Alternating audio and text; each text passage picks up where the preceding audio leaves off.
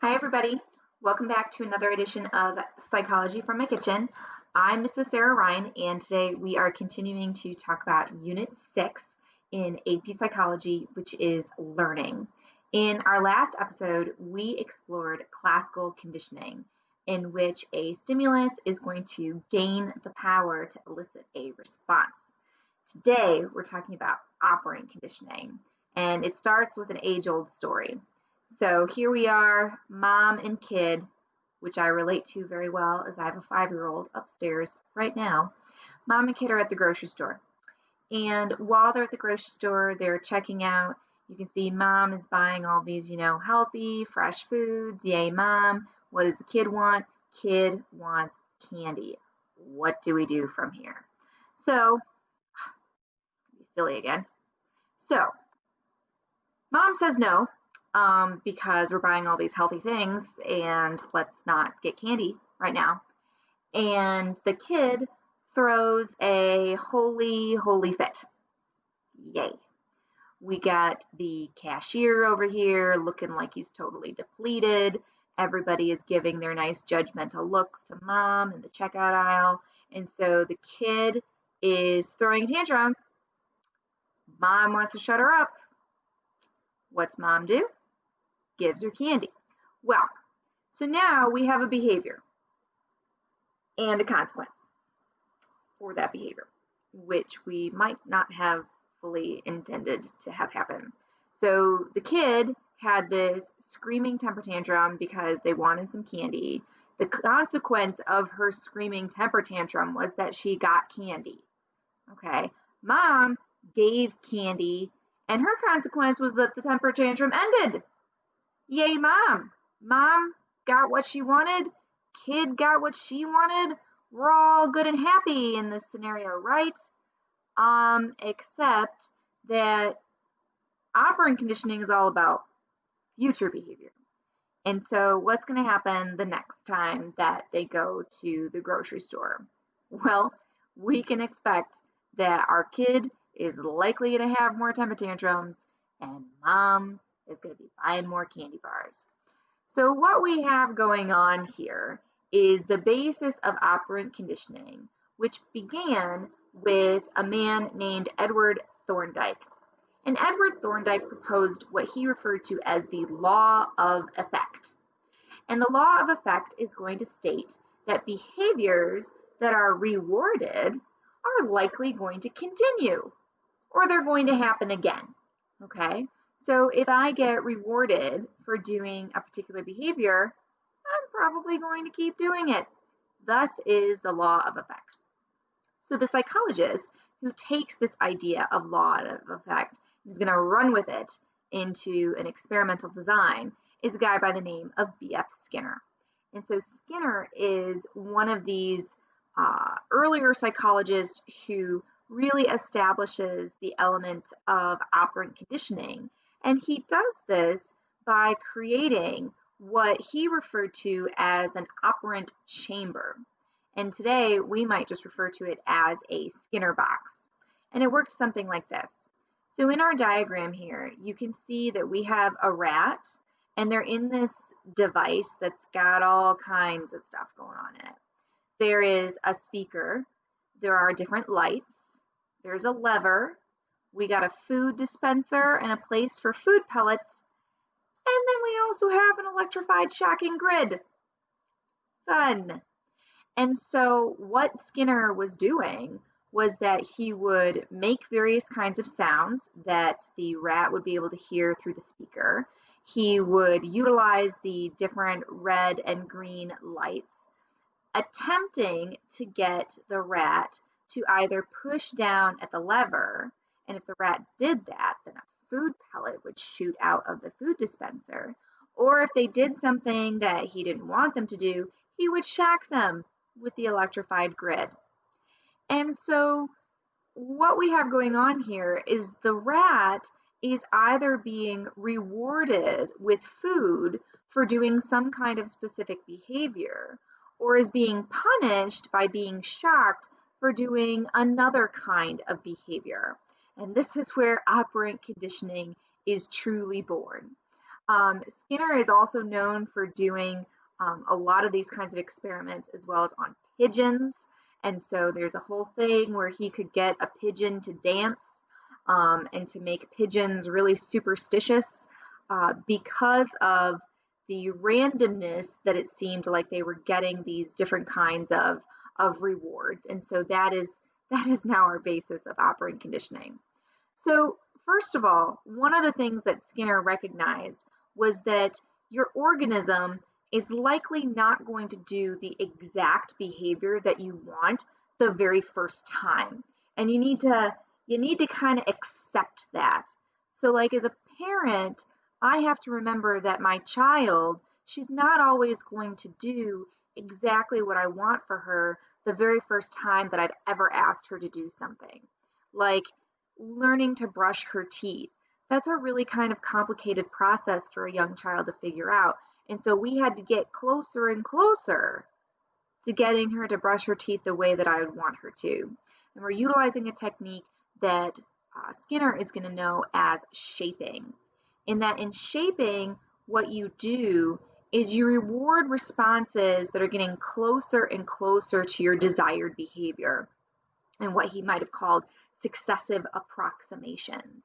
So as I get closer to like that teeth brushing behavior, I might have initially just rewarded one element of that with something like praise, like, oh, good job, you picked out your toothbrush. That's excellent. Now let's brush those teeth together.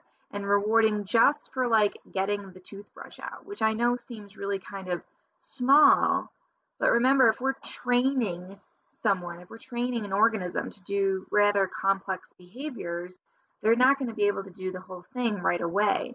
And so we do these smaller and smaller bits as we get closer and closer to that desired behavior. And so Skinner did this utilizing operant conditioning in how we often talk about rewards and punishments. But the real terminology is actually reinforcement and punishment. And I made up this handy dandy table because I find that students, they often say reward and they mean reinforcement, and lots of people talk about reinforcement and punishment and not really know exactly what these terms mean, because we also have to throw in positive and negative. So let's break this down. First of all, when we are referring to reinforcement, we are talking about the likelihood that a behavior is going to continue into the future. So whether it's a behavior you want to continue into the future or not, that's a totally different story. But a reinforcement is where you're making a behavior likely to happen again. But then we have these terms positive and negative. And really important to remember in psychology land is that some of the times positive and negative do not mean good and bad. Ready? Positive and negative do not always mean good and bad. Sometimes they do, okay, not to make things even more confusing. But a lot of times in psychology, when we're referring to something as being positive, we're actually saying that something is present, like something is there. Whereas when something is negative, we're saying that something is missing, something is absent. For example, later on in the year, when we talk about different types of mental illnesses, there is schizophrenia. And in schizophrenia, you have persons who might display what are known as positive or negative symptoms. And I can tell you right now, not a single one of those symptoms is going to be something that's ultimately really good. And so positive and negative aren't talking about good or bad. They're talking about something either being present or something being absent. So now let's break this down. We have something known as positive reinforcement. And in positive reinforcement, behavior is likely going to increase into the future, right? This behavior is likely going to keep happening. How did we get that behavior to keep happening? Well, in positive reinforcement, my subject is going to get something. Okay, something is going to be present. They are getting something. And the something that they get is something that they like. Yeah, yes, they got something and they liked that something. And so because they like it, haha, behavior is likely going to increase in the future. And so this is a lot of times what we refer to in that rewarding element, where like my daughter, when she does a good job around the house, that she might help take care of our dogs and help feed our dogs and let them outside, that she's cleaning up her toys, that she's brushing her teeth, that she's getting dressed. Like when she does those kinds of things, I want those things to keep happening. And so I'm going to give her something. And in our house, it's a sticker. But she's going to get something that she likes as a reward for that behavior and to likely increase it into the future. And so this scenario is referred to as positive reinforcement. Something is present, my subject is going to get something, something that they get is something that they like, and thus their behavior continues. Now, probably the most confusing term is now negative reinforcement. Still a reinforcement, which means that the behavior is still going to try to increase into the future. So again, if you want to do this or not, what we're looking for is that behavior is going to increase, behavior is going to continue. But now, because it's negative reinforcement, what we're saying is that my subject is going to have something take it away, all right? Because negative means absent, and so something is going to be taken away. But the thing that got taken away is something I don't like.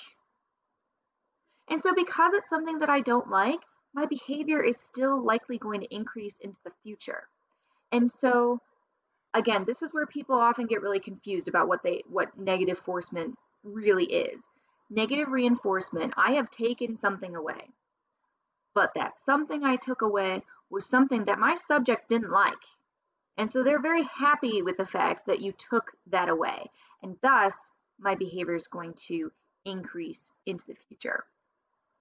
You could have an example like this where if your child has chores that they do around the house, maybe it's vacuuming the carpet, or they're responsible for dusting.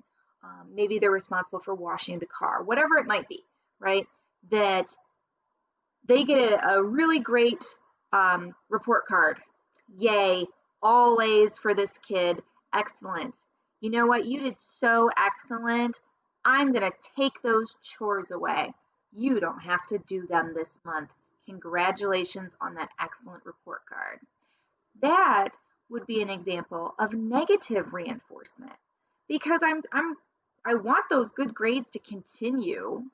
And so what I did was I took away something that my subject doesn't like as a way to reward, right? As a way to increase that future behavior.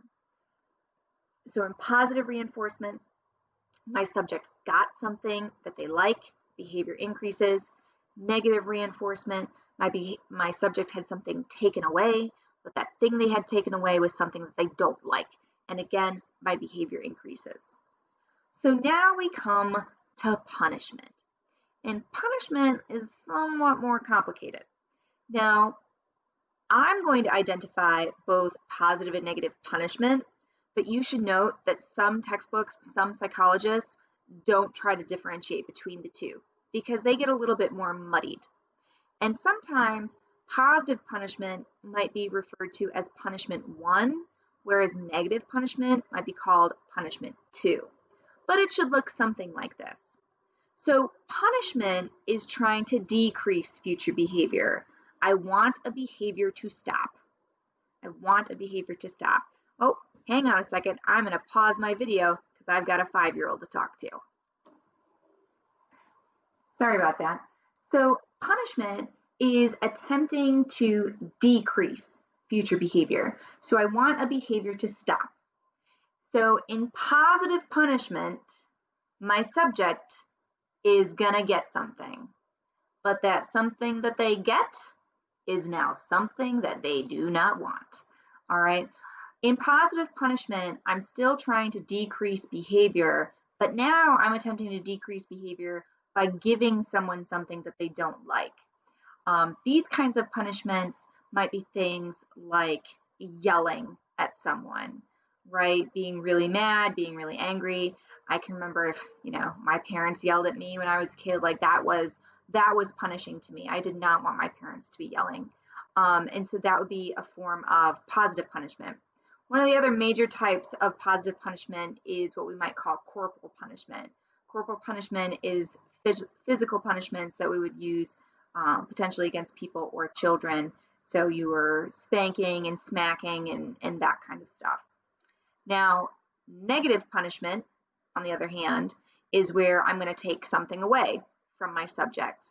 But now the thing that I took away, that was something that they liked.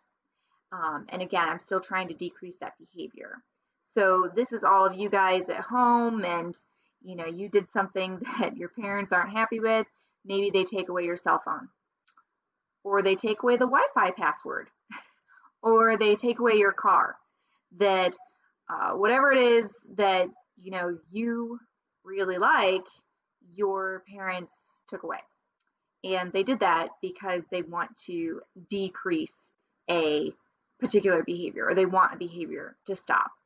So these are our elements of operant conditioning. We have these 4 types: positive reinforcement, negative reinforcement, positive punishment, negative punishment.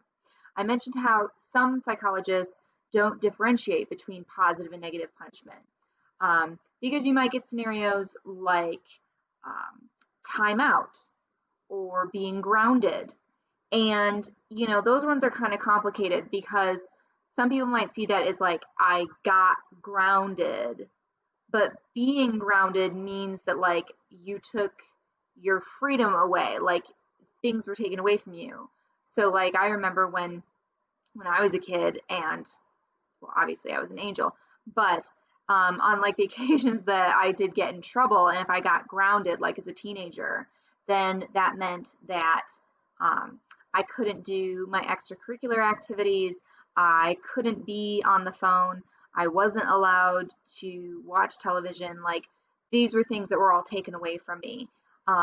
But we say like, well, I got grounded. And because of that kind of terminology, we sometimes don't differentiate between positive and negative punishment, because really it's just punishment, because we're saying that we're attempting to decrease that future behavior. So of course, the $1 million question: which of these is going to have the greatest impact on behavior? And experiment after experiment largely points to that for most people, reinforcements are always going to be the way to go. That it is reinforcement and reinforcing those good behaviors that people do, or like that children do, that by reinforcing good behaviors, you're much more likely to increase those good behaviors, as opposed to that constant punishment of those bad behaviors. We're not saying that punishment isn't like, that people shouldn't punish their kids, because I think that's where, some people take that kind of research like, oh my gosh, just a bunch of snowflakes, we're never gonna punish our kids. And that's not quite true. That instead, what it often points to is some of the really nasty consequences of positive punishment, especially in talking about corporal punishment, where like the hitting and the spanking, the using the belt and the switch and all those kinds of things, especially against children, do they really decrease behavior? And through research, the answer is largely no. That what they're much more likely to do is to cause both physical and emotional pain, that they aren't going to necessarily change the behavior. It might actually make the behavior worse, because if this is a child, they might start like sneaking around more, or being even more dishonest than they were the first time, because they got into so much trouble, and this physical kind of trouble, right, because of that. And so really, from the psychological perspective, positive punishment really isn't the way to go. That if you're going to use punishment, that negative punishment, by taking away things that your subject likes, is a much more effective way to punish than with positive punishment. But at the end of the day, it's going to be reinforcement that really is going to increase whatever behavior you want to increase. So in our next episode, we're going to talk a little bit more about reinforcement and how we go about doing that. So until then, thanks for joining me.